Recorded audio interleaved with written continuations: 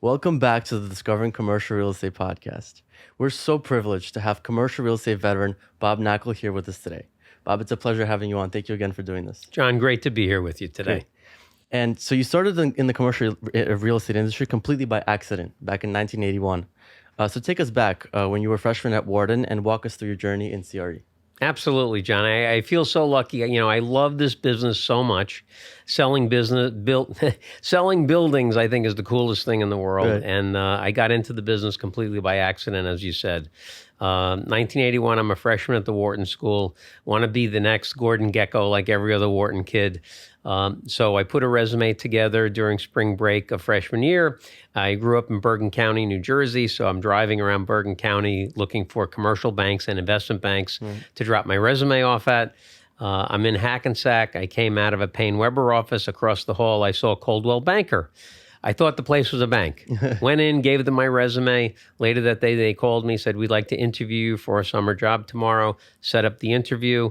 This is 1981, so there's no internet. So I go to the library that morning, look up this bank to find out a little bit about them. And when I saw it was a real estate company, I almost didn't go on the interview. But lucky for me, they were the only ones who were hiring college kids for the summer. Took the job working in their data bank program, which was doing market research. And then took the job, loved it. It was a young, hardworking bunch of folks who were making a lot of money. And I thought it was the coolest thing. I went back my next summer and ran that market research group. And then my third summer, I went back and got my New Jersey real estate license and was showing industrial space for a broker at the time, Tom Mullaney, who is still a good friend of mine to this day. And then I started with CB, which Coldwell Banker Commercial was the predecessor company to CBRE. So I came into the city, started with CB when I got out of school in 1984. That's awesome. That's amazing. And I want to understand where you kind of first developed your sense of business.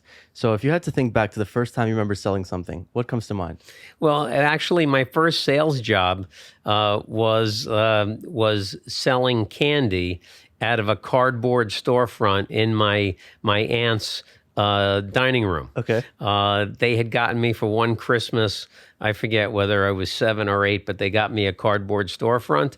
And the gimmick that I had was I actually went to the store to buy candy for the cardboard store that I made my aunts pay for. And then I sold them the same candy that they bought for me. So I had actually a good gig. My cost of goods sold was zero. And I made good profits. But that was my first sales job, followed up by having a very, very robust business of shoveling snow on snow days.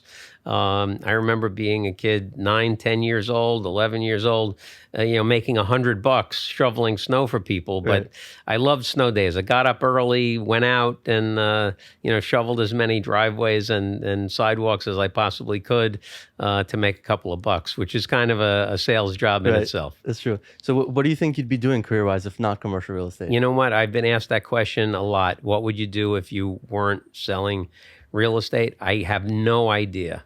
I really have no idea. I love this job so much. I've always loved it. I feel blessed that I still love the job as much today as I did when I started. But I actually have no idea what I would be doing if I wasn't selling buildings. That means you're in the right place, for sure.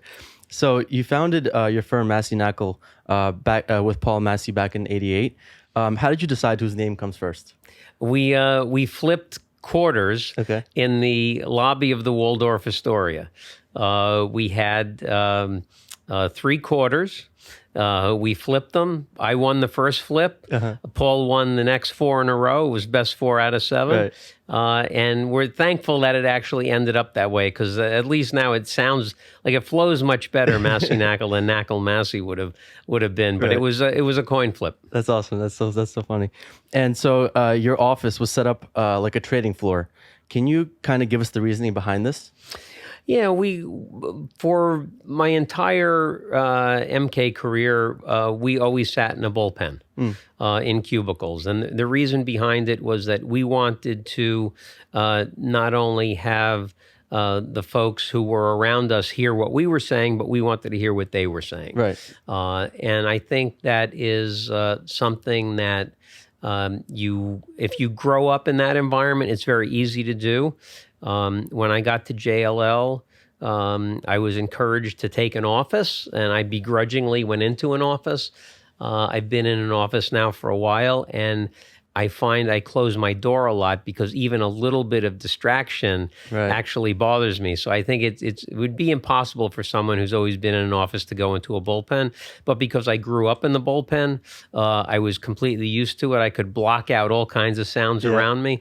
But it was great for information sharing, and I think it really allowed our younger people to get up the learning curve very quickly, because often somebody would come over and said, "Hey, you just told this guy this. Why did you say that? And why didn't you say this?" And it was a great way to share information with people. Right. And would you say for young people, it's kind of like a fast track to get to that level because they can hear so many different conversations going on all at once? Absolutely. And I think that's one of the really unfortunate things about the pandemic with people working from home. If you're on a Zoom, you don't absorb so much of the stuff that you could absorb in this ecosystem of work by just being there. Maybe you're getting a cup of coffee, or maybe you're in the men's room even, and you're overhearing a conversation, or you're saying hi to somebody, asking them about a transaction, and you learn so much by osmosis just by being around people. And I think for the time that people have been working from home, they're not getting the benefit of that. So I think for senior people, like I myself working from home during the pandemic, I actually found that I was much more productive because I didn't have interruptions during the day. Right. I don't know if you're a Seinfeld fan, but I think what I discovered was the stop and chat actually eats up a lot of time. Sure, somebody comes over and says, "How was your weekend?" Before you know it, 12 minutes has gone by. So I was much more productive at home, but I think for young people who are trying to learn, not being in an office environment is really debilitating and flattens the learning curve quite a bit. Right. That makes sense. And why did you decide to sell Massey Knakal in 2014? Well, we actually decided to sell Massey Knakal in 2007. Okay. The intention of growing the company was that we wanted to create something that we could grow and sell. That was the intent. So everything we had done during the 26 years and 46 days that we ran that business was to create a valuable business that could be sold. Neither Paul or I came from extravagant backgrounds. This was everything we had. In the early years, we ran the business for several years on credit cards. Right. Almost went bankrupt 3 times. And we got the business to a nice critical mass, and in 2007, we were approached by one of the big firms wanting to buy us. We hadn't thought about it. They made a very intriguing offer. For a number of reasons, that transaction didn't happen. But what it did teach us was that when we did sell the company, we would be on 5-year contracts. So in 2007, we said, all right, well, we're going to be on these 5-year contracts. What's the perception of the value of these contracts going to be? Wouldn't it be better if we're in our 50s for those 5 years than if we were in our 80s for those 5 years? So we said Paul was turning 55 in 2015. So we said, you know what? Let's see what the market's like in 2014. If the market is okay, if it's not really in the tank, we should really think about selling. So we didn't sell in 2007, and then we go through 2008 and 2009, almost go bankrupt again, and come out of it. 2010, things start getting better.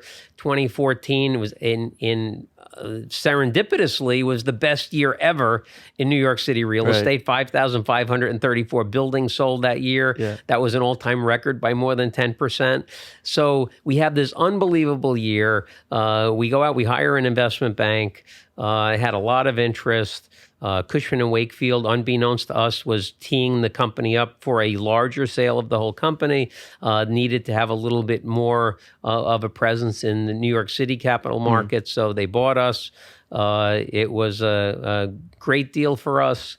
The timing just worked out perfectly in retrospect, but it wasn't because we were so smart or because we had any grand plan. It was all about what our perception of the marketplace's interpretation of those 5-year contracts were going to be. So it was actually decided many years before that would be the right time to sell, and it just happened to be the absolute perfect time to sell. Understood. Okay, got it. And how has the world of investment sales brokerage changed since you started? What worked for a broker 30 years ago, does that still work today? John, it's a completely different world. Let me take you back to me sitting at my desk in 1984. No computer, no cell phone, no fax machine, rolls of quarters in the desk, because when you'd go out to show a building and somebody didn't show up, you'd have to go down to the corner and call them. Okay. And then they probably didn't pick up the phone, and you waited 15 more minutes and then went back to your office and you wasted a half hour or an hour. Had a big Rolodex on the desk. And technology really changed everything. I remember, I think it must have been 1985 or 86 when the first fax machine came around. That was a service that FedEx had called Zapmail. And essentially what you did is you brought a document to a FedEx office. They would fax it to another FedEx office and then hand deliver it. And that service cost a mere $8 a page at that time. That was the first fax machine. And then, we started getting computers on the desks and cell phones and everything else. So it's changed dramatically. And interestingly, with technology, people say, well, Bob, technology has made things so much more efficient. Right. There's probably so much more business being done. But interestingly, if you look at sales in New York City, there were more buildings sold in the 1980s than in the 1990s, more sold in the 90s than in the noughts, more in the noughts than in last decade. Right. So what technology has done is actually made working more efficient for a smaller number of people. So you can do much more business based on technology today. There have been years recently where I've sold 100 buildings in a year. Right. With the technology of the 80s and 90s, that would be impossible. So I think you had more people active in the business. What technology has done is it's shrunk the field of folks who are doing stuff, but each individual is able to do so much more, taking advantage of what technology allows you to do. So it decreased the volume, but made it more possible to reach that kind of high level. Yeah, I don't know that technology reduced the volume. It's interesting to me that the volume didn't go up.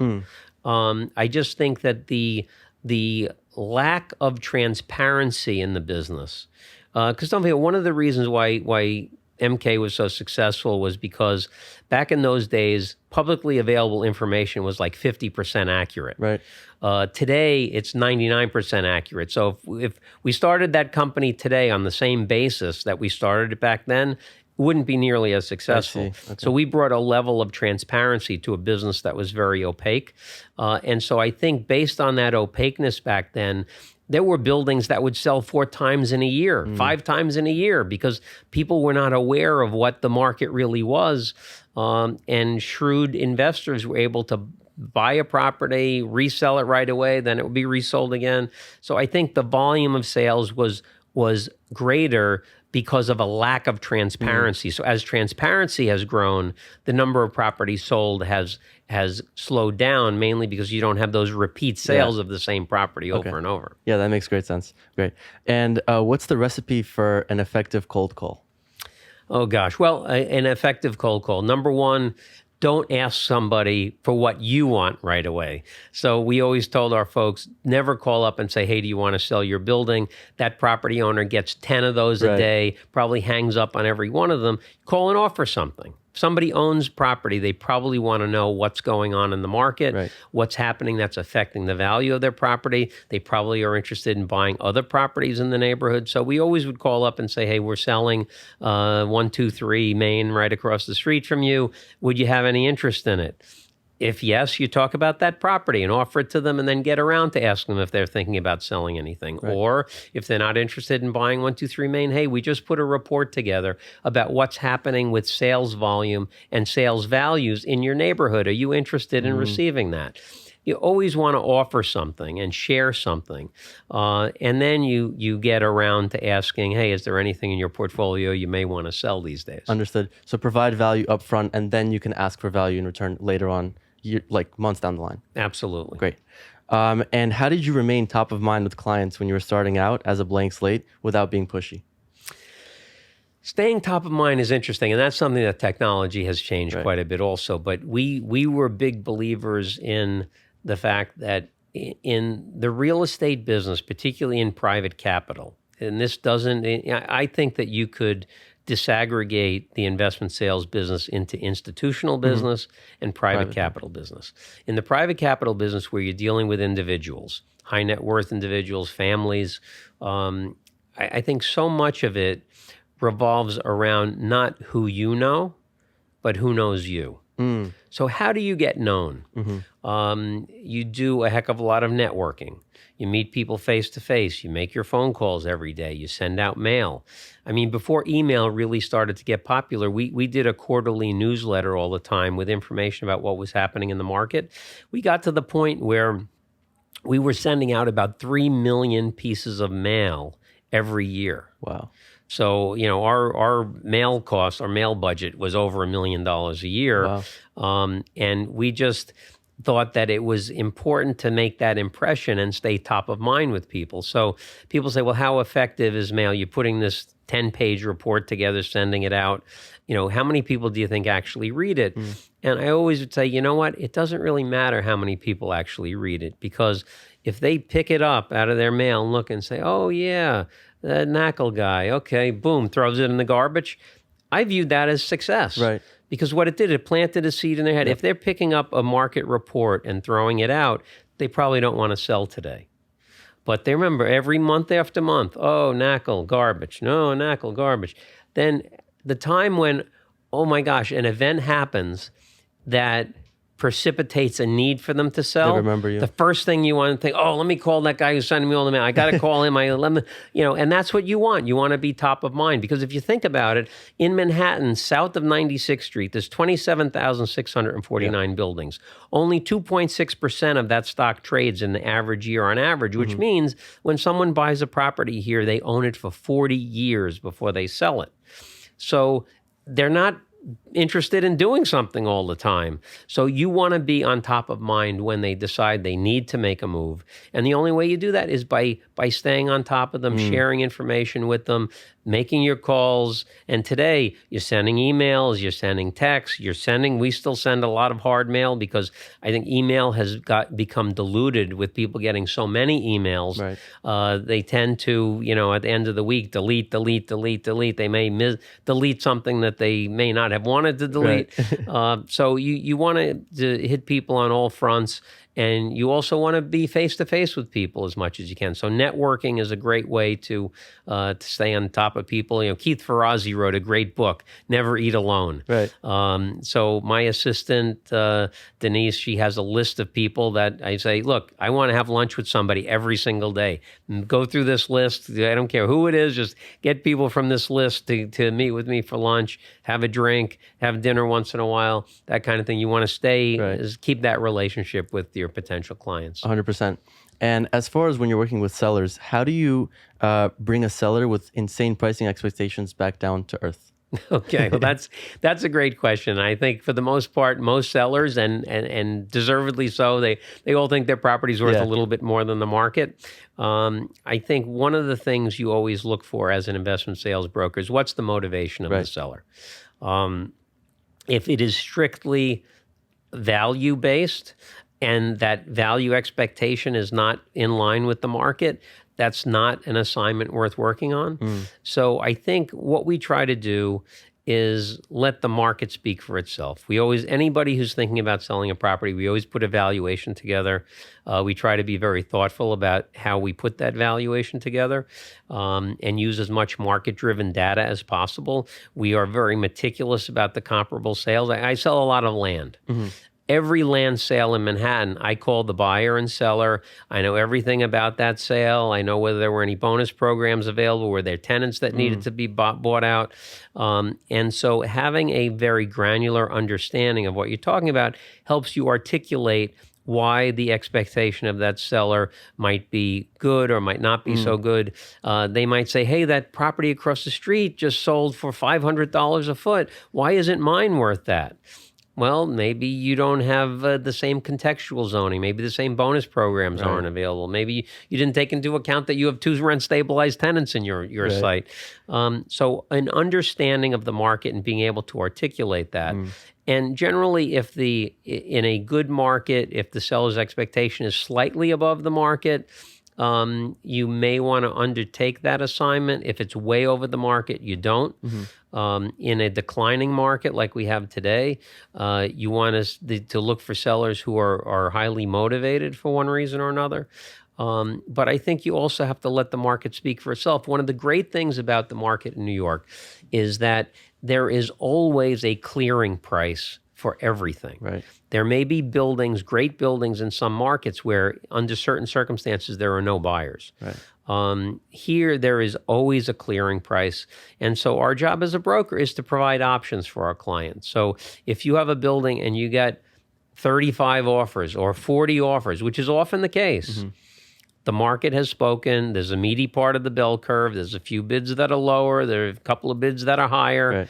The people at the higher end of the range, one of them is a 1031 buyer, a buyer with new equity, somebody with a different perspective on the market, a frustrated buyer that thought they were buying 2 other buildings, got outbid at the last minute. I'm not going to lose again kind of guy. So you see who those folks are at the top of the pack, and you create a competitive bidding environment with those top few folks, and generally that ends up getting the job done for you. But letting the market speak is the best way to educate a potential seller about what their property's worth. Got it. Understood. And what are some questions that buyers often neglect to ask sellers about a building? I don't think there are many these days. I think that I've seen, particularly on multifamily properties where, we have this labyrinth of rent regulation policies that have to be taken into consideration. I think buyers today are doing more due diligence than I've ever seen. So I don't think there are many questions that buyers don't ask. I think that the painstaking process they go through to do due diligence today, particularly folks who are in a fiduciary capacity where they're investing money for others, go through an extraordinary amount of due diligence. And I don't think there really are questions that are unasked today. And what about conversely? Are there questions that sellers neglect to ask buyers? No, I think that the most important thing a seller can do is to really understand what it is they're selling. We will often ask, the sellers who will do a property conditions report and do an environmental report. If they're selling a development site, do a massing study. It saves time. It saves effort. You may discover an issue that needs to be addressed that takes time, that if you wait till the end of the process, it can screw up your sale. Have you pulled a title report? Is there a mortgage from 1952 that hasn't been satisfied? It was paid off decades ago, but it's still on the record. It might take 3 months to get that resolved. Why do that at the end of the process? Do that at the beginning. So we encourage our seller clients, which every one of my transactions, I've done now 2,243 sales in New York. In each one of those cases, I was the exclusive agent for the seller. And I always encourage the seller, find out as much about your property as you can. You need to know what you're selling. We need to know what you're selling. If you don't take the time to find that out, something's going to pop up that's going to create a problem down the line. So the more you do up front, the better it'll be for both of us. So it's better to know all the problems up front so that you kind of know what to expect in the future. Right. And you may be able to solve issues before you get to the critical juncture in a transaction. Okay, 100%. And what are some creative ways that you've seen owners add value to their buildings? A number of ways. One is keeping the right paperwork. And I think that differs product type to product type, right? So in retail properties, for instance, know your tenants' sales figures. How much are they selling? What are their sales per foot? What are the things that are going to drive an investor to do one thing or another? In the multifamily sector, have you filed all your DHCR registrations? Do you have your backup support for MCI increases and IAI increases? On the land side, Do you have airtight demolition clauses in your leases? Can you really deliver the property vacant? Have you done a geotechnical report to understand what your subsurface conditions are? In every property type, there are different factors that can make the sale process easier, smoother, and create value. And those are all aside from the obvious things of making the property, bringing the property up to code, improving it, renovations, et cetera. But there are a number of things folks can do to make their property more valuable. Understood. And how do you evaluate a deal? What metrics do you place your value on most? Cap rate, location, potential for value add? Again, that will value, John, property type to property type. Depends on the transaction. Multifamily properties, you want to look at how the property is performing relative to the market. And there's an inverse relationship between upside potential and cap rate. The more upside potential, the lower the cap rate. In development transactions, you look at comparable sales and you need to know what bonus programs are available, understanding that for development sites, what you pay someone for their land is not as important as what is paid for the maximum amount of building rights you can have divided by the total price you paid. And so that is the metric that you look at. A developer doesn't care if they're buying 3 different things, and those things could be 2 parcels and bonus rights, 1 parcel and 2 sets of bonus rights.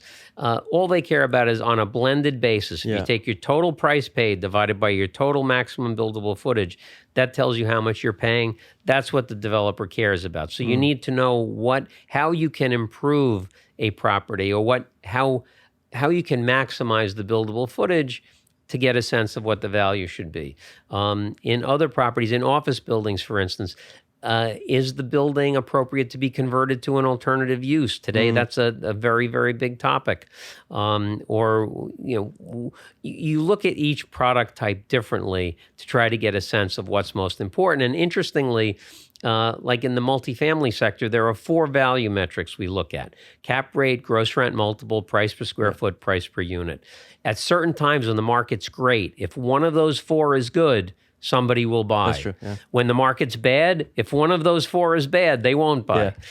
So it kind of, not only do you have to look at different metrics, product type to product type, but it's market conditions versus market conditions. The overall and picture. so it changes all the time. So there's not one answer to that question. I hate to always say it depends. I hate when people say it depends because it's always a long answer. But the fact is, it depends. It depends what the circumstances are. 100%. Understood. And you mentioned in an interview, a recent interview, that most brokers, when asked about the current market, answer with adjectives. So you answer with statistics. What are some of these statistics that you rely on to convey the right information to your clients? Right. And again, I think that is one of the things that if you're able to articulate your market segment, and we always suggest to people that they specialize in one thing, be an expert at one thing. You read Jim Collins' Good to Great. He says, pick the thing in the world that you can be the best in the world at, and know it. And you have to be able to articulate that thing very, very well. And the best way to do that is with numbers.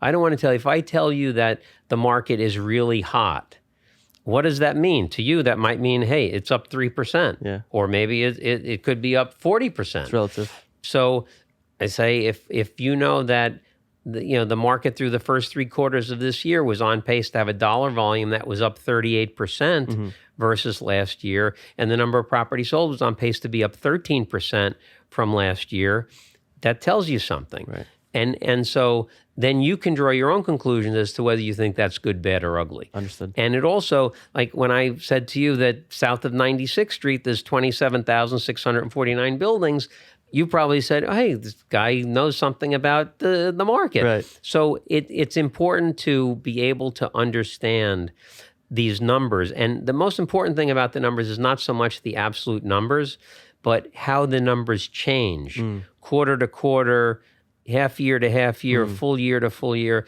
And it's the direction that the numbers are moving on that can help you be very predictive about where the market's going and where opportunities might be in the future. Understood. So it's not so much, to know that in 2014, 5,534 buildings sold, that doesn't really tell you anything.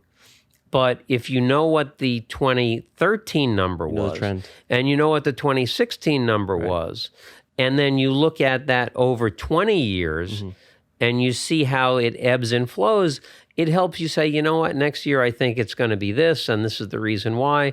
And those projections have been normally very, very accurate relative to direction of the market. Magnitude is always off a little bit, but they've been very, very helpful in terms of determining the direction of the market. Understood. What I tell clients is,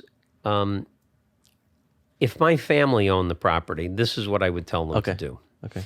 And I think that resonates with people. And I think, at this point, I don't think a broker can make somebody sell or discourage them from selling. In the market that we're in today, I'm telling most people not to sell because I don't think it's an opportune time. I do that for a couple of reasons. One, I really don't think it's the right time to sell unless you have to sell. If you have to sell, I believe that I can get a higher price for the property than anyone else. So I suggest they hire me, but I'm encouraging people not to sell. It's a way to also determine motivation. If you really have to sell and I tell you not to, you're going to say, yeah, Bob, I understand, but those are the folks I want to work with today. And I think you have to be as straightforward as possible. I think the perspective on the market that this is a marathon and not a sprint is very, very important. One of the lessons that you learn over time is that honesty and integrity go a long, long way. Don't bullshit people. Tell them the truth. Pretend the client are your family members. What would you tell them to do? What really do you think is right? And I tell you, some of the best relationships that I have with people are people who I told not to sell their building. And you know what, whether it's 2 years later, 5 years later, or 15 years later, they've come back and said, hey, Bob, you told me not to sell. That was the right move. And I'm impressed that you said that. But now I need to sell. So come on, let's go. Let's get to it.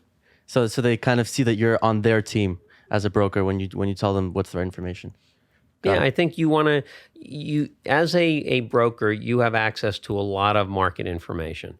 And you try to process that information, draw conclusions about how you can advise clients. So this is this buzzword that you don't want to be a broker, you want to be a trusted advisor. Well, a trusted advisor is like, a sibling giving you advice, right? You're going to give what you really think is in the best interest. So you use everything that you can to try to give the best advice possible to people. And I think that as long as you're honest over the long term, it'll come back in a really great way to you. Great. Amazing. And in a recent interview with the Financial Times, you mentioned this concept of zombie buildings. So walk us through what you mean by this, and feel free to share any ideas that you that have to mitigate this issue. Sure. Well, what I mean by I was referring to the secondary and tertiary office buildings in the city. As we know, the office sector is a little bit challenged today based on physical occupancies being very low. A lot of people questioning what their strategy is relative to office occupancy. And if you think, as I had said, the average building in New York has been owned for 40 years before it's sold. So that means half the buildings are owned for longer than 40 years. So there are buildings that have been owned for 70, 80, 90 years by people. And maybe when they were bought, the 2 or 3 partners got together, bought the building, and today there's 42 people getting checks from that building. 3-4 years ago, those checks were pretty big. People were very happy. A lot of those 42 people are very passive. And now the checks are getting smaller and smaller, and the building hasn't had any improvements to it. It needs a new lobby. It needs new elevators. It needs new windows, new HVAC system, new bathrooms. And so if you went to that person who had been receiving checks passively for years and years and years and said, oh, by the way, I need to write a check for $500,000 because we need to do all this work to the building, those people probably have a heart attack. So the building is kind of stuck. It can't rent space because it's not competitive. It's not competitive because the owner's not willing to put money into it. What do? They also, because it's been owned for so long, it has a zero tax basis. You'd pay massive taxes if you sold. So I think that owner has to figure out what to do. That if the building requires $20 million of capital improvement, Do they sell $20 million of equity to get somebody to come in? Do they do a 99-year master lease on the building to get somebody to come in and inject that capital to make the building competitive? There's so many different options that folks have, but letting the building sit there in a disrepaired condition and not attract tenants is not a business plan. Understood. And how can the government intervene to help with the repurposing of Class C and Class D office buildings? Well, I think there is a huge opportunity to solve an affordable housing problem, as well as help the office market. If you look at the office market in New York, we went into the pandemic with about 25 million feet vacant. Right. There's currently about 27.5 million feet of office under construction. And I should say that office that's under construction, Class A new office space is doing tremendously well. Like, I think you could build a new office building on Avenue D today and it would get triple-digit rents. Right. And then if aggregate office demand drops by 10%, which is a conservative estimate, that's another 50 million feet. So we could easily have 100 million feet of office space empty. Yeah. What's the solution? Well, to convert older, obsolete office buildings, which again, even if you renovate them, it's hard to change ceiling heights in a building. It's hard to take columns out. You can't do that stuff. So conversion to alternative uses is a solution. If you look at downtown in the financial district, prior to 9/11, there were about 1,800 dwelling units downtown in the financial district. Today, they're close to 30,000 units. Those were all catalyzed by the 421G tax abatement program. I think the city should implement a 421G tax abatement program to induce the conversion of office buildings to residential, have a big affordable housing component. If they didn't want to do a 421G type of program, provide very, very low cost loans, 1% interest loans to owners to convert buildings to other uses and keep the taxes where they are. There's political ramifications of all of this stuff. But to provide the private sector with an inducement to act is very, very stimulative. And the private sector will do anything that they're incentivized to do. You know, the example after example of how the private sector has reacted to inducements. Right. Okay. And how important are politics in the real estate game? What advice would you give a young commercial real estate professional navigating things like politics if it's out of their control? Well, I've never seen politics and business, politics and real estate more closely correlated. And I think it's important for everyone in the real estate business to become politically aware. A lot of our politicians are not as up to speed on what these policies are and how they impact things. Right. For instance,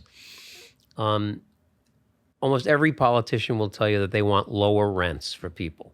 But yet everything that politicians have done is exerting upward pressure on rents. So they marginalize. Let's take a look at the MCI and the IAI program in multifamily. In the 1970s, there was a 14% dilapidation rate in New York City, meaning 14% of the units were uninhabitable. And people were burning their buildings down and collecting insurance money rather than investing in them. Smartly, the city created the MCI program and the IAI program. That was a great financial inducement. And what did the private sector do? It invested tens of billions of dollars in the housing stock, such that in 2019, that dilapidation rate was 0.04%.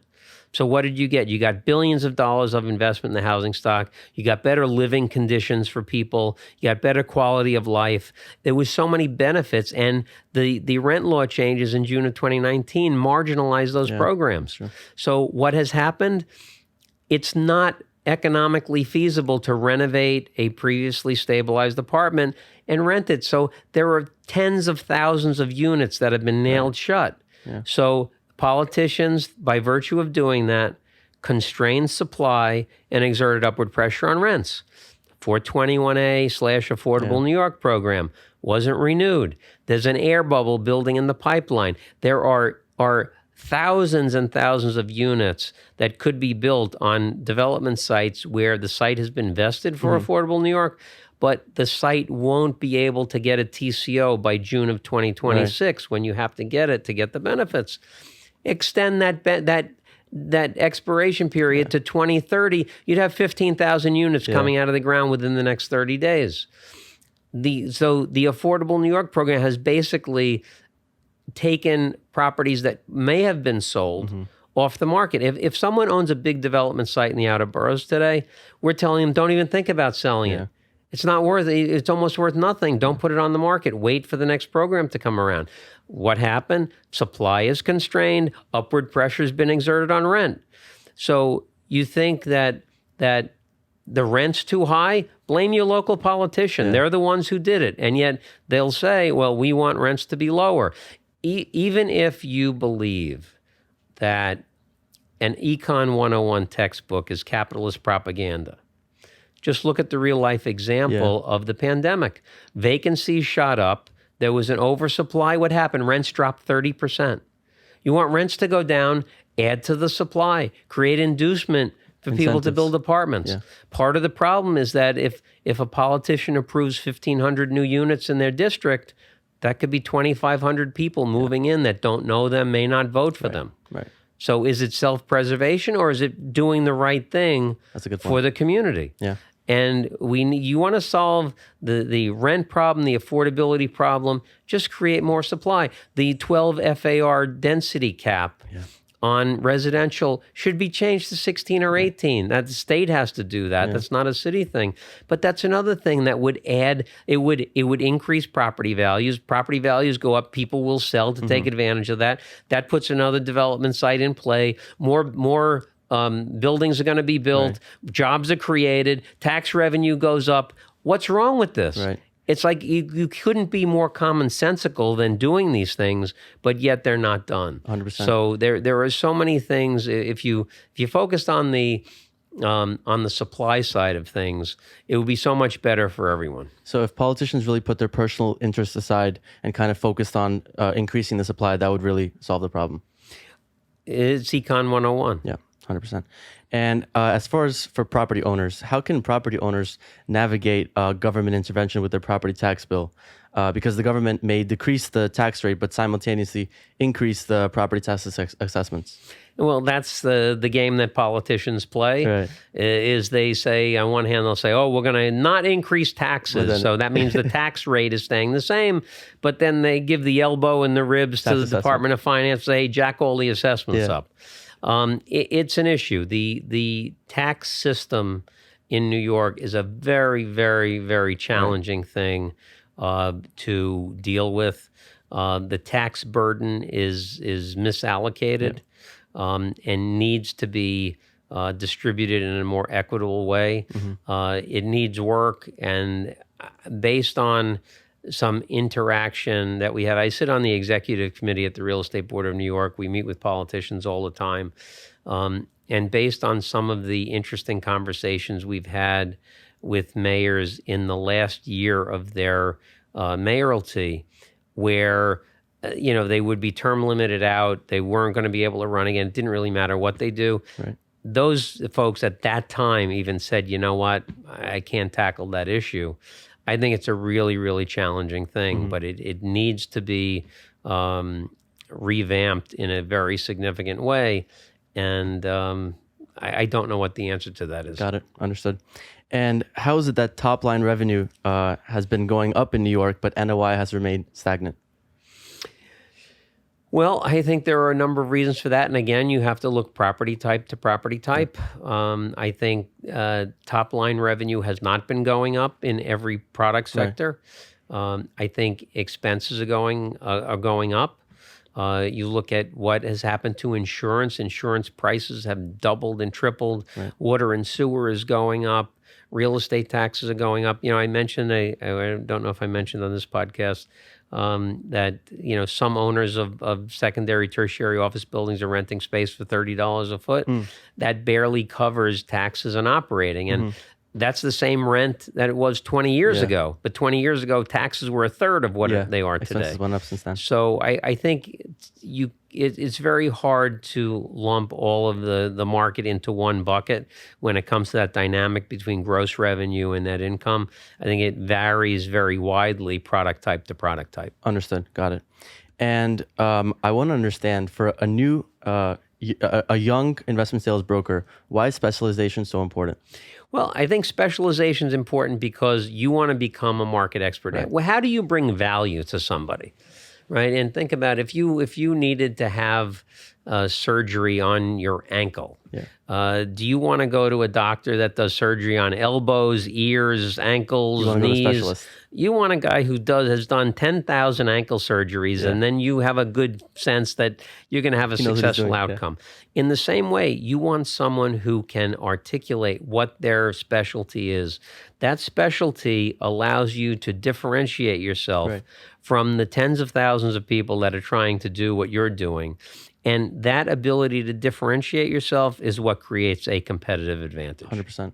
And what do you look for in a new hire?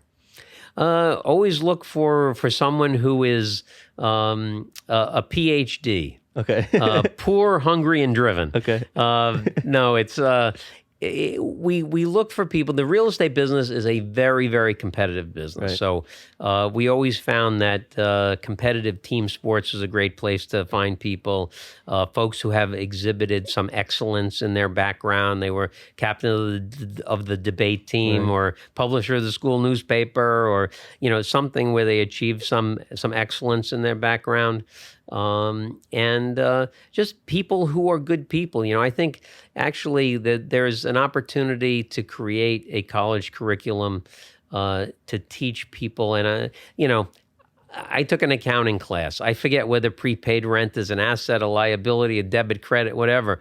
But to teach people how to be likable, people skills, is a tremendous, tremendous thing. I think it's totally underrated. People work with who they like and who they know. And I think on an aptitude scale, 0 being someone who knows nothing, 10 being someone who could calculate IRRs in their head, you can't get through life as a 3 or a 4 in this business. But you can be a 7 or an 8. But if people really like you, they're going to want to work with you. 100%. So I think, we always told our HR director, we don't care what somebody's academic background is, your GPA. Meet with them, sit with them. If after you've talked to them for a while, you didn't feel like, hey, I want to go out and have lunch with this person, I want to go grab a beer with this person, you can't offer them a job. And that worked really well. So competitive nature, excellence in the background, very personable, likable. Those are the qualities that I think help someone to succeed. And then, of course, it takes a great work ethic and discipline. We always just say, to be successful in commercial real estate, you only have to work half a day. We don't care what 12 hours you work, you got to work 12 hours a day. And you have to have the discipline to do the sometimes mundane things that we have to do day after day, week after week, month after month. But this is a great, great business, and I think the ability to succeed in it is fantastic, and just takes focus. 100%. And as far as these teaching these people skills, do you think persuasion should be taught in an educational setting? I absolutely do. I think the number one expert on persuasion in the United States is a guy named Bob Cialdini at University of Arizona. Bob has written several books on persuasion, and if you read his books, some really interesting things on little tiny things that can be done to make people do one thing or another. And if you think about it, what does a salesperson do?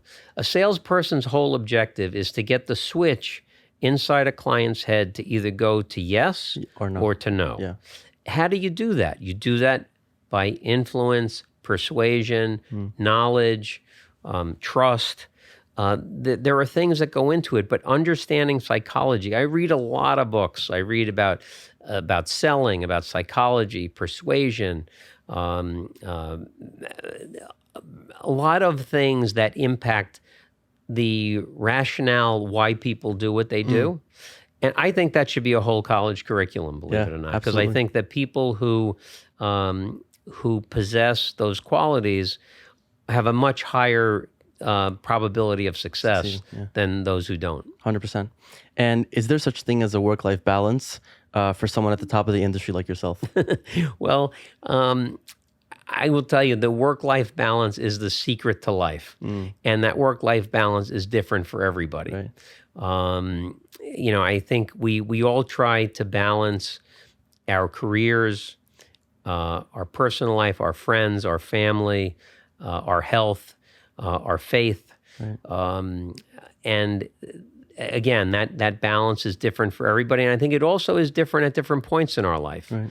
If you're starting your career, you don't have a spouse, you don't have children, you can spend more time working.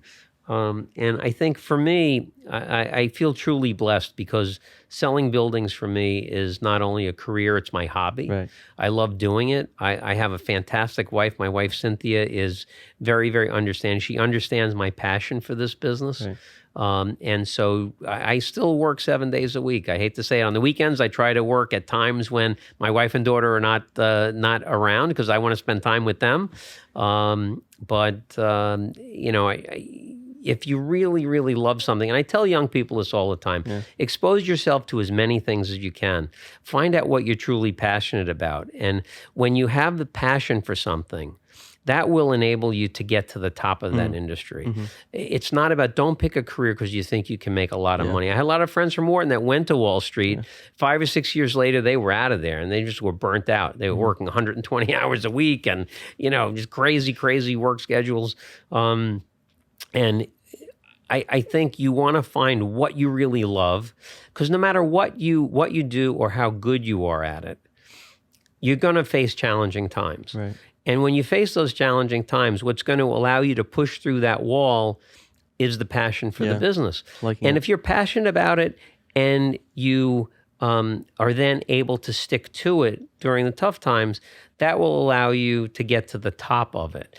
And if you get to the top of anything, whether it's selling real estate or art, poetry, teaching, music, if you get to the top of any industry, you're going to make a lot of money. If you love what you do, you'll have the passion to get through the tough times. You'll end up making a lot of money. You'll have a great life. But it's really important to try to find what is that you really, really love doing. And that's one of the keys to a happy life, I think. Amazing. That's amazing. And so, Bob, you've closed over $20 billion in sales over the course of your career. Myself and all my viewers dream of becoming what you've become. What daily habits should young professionals enact into their lives to make this dream a reality? Wow, John, that's a tough question. I think number one, specialize. Be able to go in and create a reason why that client has to hire you. Always do the right thing by people. Remember that it's a marathon, not a sprint, that, do the right thing always. I mean, it sounds kind of corny, but the fact is, do the right thing, never do the wrong thing. I think even though the market is so big in New York, it's a very small place. And, one of the things that we were always very, very cognizant of was that your reputation is everything. So, be nice to people, do the right thing, be friends with people, help people out when they need help, particularly when they're having tough times.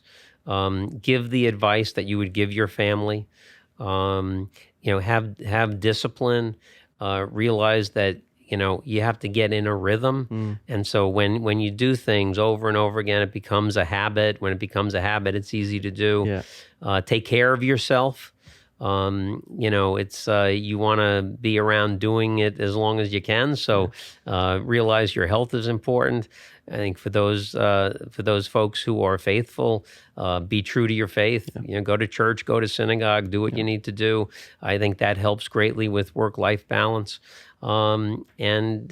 Just try to be a good person. Give back to your community. One of the best things you can do, I think, if you want to create a blueprint for your work-life balance, and to figure out what your priorities are, is go through the exercise of having a family member, a friend, someone you work with, someone from your church or synagogue, write an obituary for you.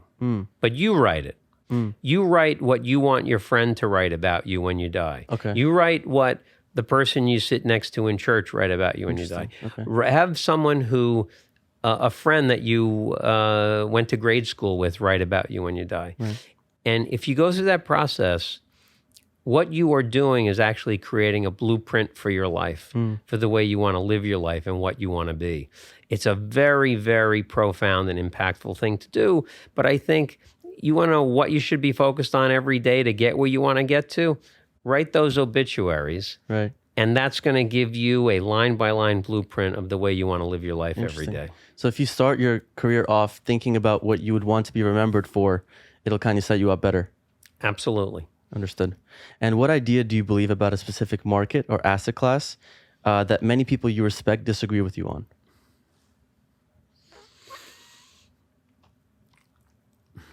That is a great question.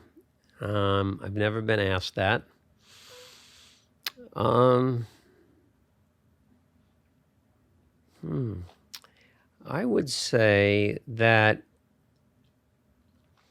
there are a number of very, very smart people that say that tax policy does not impact market participant behavior.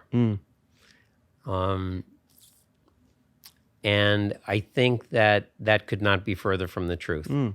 I believe that if you look at the history of sales in Manhattan, of the 6 top years in which we had the highest sales volumes over the last 40 years, 4 of them were precipitated by changes in tax law.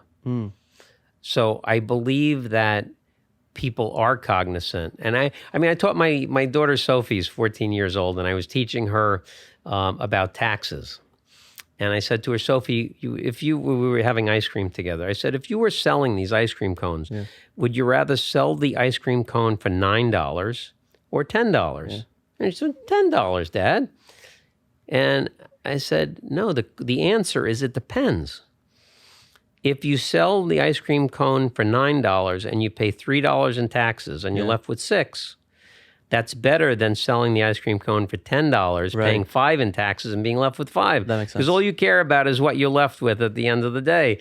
And so she kind of got it, and now she understands taxes. But tax policy, particularly within the real estate industry, maybe in the corporate world, one of the big, the oracles of the equities market has said that tax policy does not impact market participant behavior. And maybe I don't know anything about the equities world. Maybe it's true in the equities world, but in the real estate world, tax policy has a profound impact on market participant behavior. And I've never been asked that question, but that was a good one. That's a very interesting answer. And in what situations in business do you listen to your gut and intuition more than you'd use logic and reasoning? Sometimes I think on whether to participate in an event. I do a lot of networking, and my coach, I have a broker coach, Rod Santamassimo from the Massimo Group, unbelievably great guy, one of my best friends now. And he always says, Bob, think about what your ROI is. ROI being return on involvement. Oh, okay. So if I'm going to go to a particular event, what is the return I'm likely to get out of that? And there are times when I say, gee, should I go to that one? It's going to take me an hour to get there, or, is it really, who am I going to meet there? And then sometimes I just feel like, you know what, I think I should go. And I end up meeting somebody that I do business with. So I think those are times when it's easy to talk yourself out of doing things, but sometimes you just have a feel, you know what, maybe I should go and we'll see what happens. So I guess that's probably it. Understood. Okay, that's great. And who do you learn from at this point in your career? Well, my coach, Rod Santamassimo, is a great teacher. And, it's so wonderful being coached by him, or I think any coach, because he's getting best practices from people all over the country. Look, I've done very, very well, sold a lot of buildings, but I don't know everything. There are new things happening. People are devising new ways all the time to prospect, to cold call, to put marketing materials together, to get in touch with a client base. And nobody knows everything. Yeah. So you want to constantly be learning. So given that his practice is not more than nationwide, in Northern Hemisphere, he's getting best practices from everybody out there. And, that is a great way to learn. I still love talking to a lot of I don't mean this in a disparaging way, but kind of the old timers who have been around for a long time and for years. It's one of the downfalls, actually, or one of the things I regret is that earlier in our careers, Paul and I never would seek out older people to ask for advice. We did everything by trial and error, consequently made thousands of mistakes, didn't make a lot of them twice. But I wish we had asked people sooner for advice. After about 12 years, 14 years of the company, we started an advisory board, had a lot of older statesmen that were on that advisory board that gave us great advice. And I just love talking to people who have been around, been through many cycles, seen a lot of things. There's always the ability, no matter what, there's always the ability to do better, always the ability to improve, always the ability to learn. And I think that's what keeps you going, is you're constantly figuring out new ways to do things, and you learn from people. And I learn a lot. I talked about learning from people who have a lot of experience. I learn from people who don't have that much experience. Right. Yeah. I love talking to people and hearing how they do things. Technology's never been a big thing for me. I'm glad I can get my phone on in the morning. But I love talking to younger people who use all this new technology and everything. And you can learn a heck of a lot if you ask a lot of questions. That's great. That's awesome. And Bob, you're 40 into the business and you're still talking to, I think I remember from an interview, 114 owners a week. What does retirement look like for you? I will never retire. Great. I talk for a living. It's not manual labor. It's relatively easy to do as long as my voice works. And I've said for several years now that when they put me in the ground, I'll have deals under contract. I truly believe that. But I truly, truly love this. I will never retire. That's awesome. And again, I feel truly blessed that I stumbled into this industry that I love so much. That's awesome. That's amazing. And I have my final question to wrap it up. What advice would you give your 22-year-old self about life, business, and relationships? Oh boy, that could take an hour. I think just be true to yourself. Okay. Maintain, have a set of core values. Always stick to your core values while being able to adapt to changing circumstances. So you have to be a little bit nimble, but you never get away from your core set of values. Always be a good person, never hurt people, help people. And I think that if you behave that way, good things will come back to you.